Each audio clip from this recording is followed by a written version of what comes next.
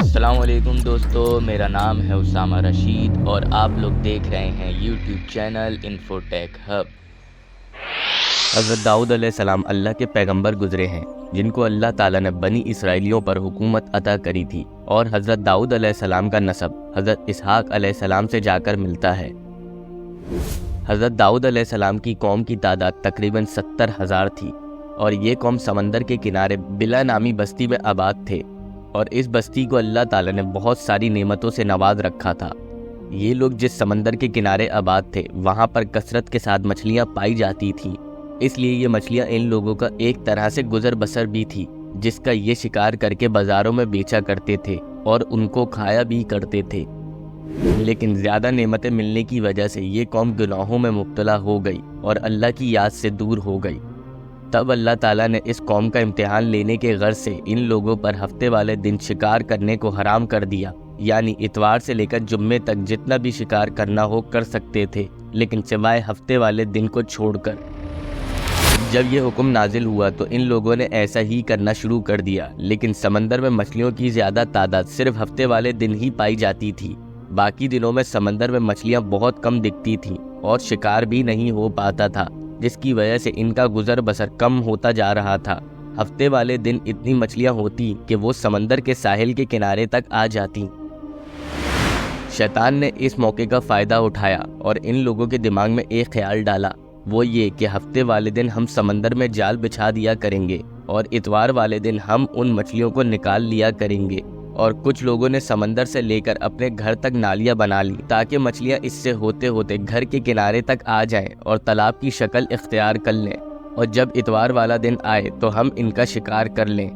اس طرح جو اللہ نے کہا ہے اس کی خلاف ورزی بھی نہیں ہوگی، اور جو ہم چاہتے ہیں وہ بھی ہمیں مل جائے گا۔ دوسری طرف ایسے بھی لوگ موجود تھے جو کہ اللہ کے عذاب سے ڈرتے تھے، تو ان لوگوں نے کافی سمجھایا کہ اے لوگو، تم یہ جو کر رہے ہو یہ اللہ کے حکم کی خلاف ورزی ہی ہے۔ تم جو جال ڈالتے ہو اور اتوار کو نکالتے ہو وہ در حقیقت میں ہفتے والے دن کا ہی شکار ہوتا ہے۔ ان لوگوں نے اللہ کے عذاب سے خوب ڈرایا، لیکن اللہ کے نافرمان باز نہ آئے اور کہنے لگے ہم تو یہی کریں گے۔ پھر ان اللہ کے ماننے والے بندوں نے ایک دیوار کھڑی کر دی اور کہا کہ جو اللہ کا حکم ماننے والے ہیں وہ دیوار کے اس طرف آ جائیں، اور جو ہفتے والے دن مچھلیوں کا شکار کریں گے وہ دیوار کے اس طرف چلے جائیں۔ اب دیوار کی ایک طرف وہ لوگ تھے جو کہ اللہ کے فرمانبردار لوگ تھے اور اللہ سے اپنے گناہوں کی معافی طلب کر رہے تھے، لیکن دوسری طرف وہ تھے جو کہ اللہ کے نافرمان تھے اور اللہ کے فرمانبردار لوگوں پر ہنس رہے تھے۔ اس طرح رات آ گئی۔ اگلے دن کا جب سورج نکلا تب اللہ کے فرمانبردار لوگوں نے محسوس کیا کہ دیوار کے اس طرف خاموشی ہے اور کسی قسم کی کوئی بھی آواز نہیں آ رہی۔ جب انہوں نے دیوار کے اس طرف دیکھا تو انہوں نے دیکھا کہ وہ سب اللہ کے نافرمان لوگ بندر بن چکے ہیں اور عجیب و غریب حرکت کر رہے ہیں۔ جن جن کے رشتہ دار تھے انہوں نے ان لوگوں کو کپڑوں سے پہچانا اور اللہ سے معافی مانگی، لیکن اب دیر ہو چکی تھی، اللہ کے عذاب نے آ پکڑا تھا۔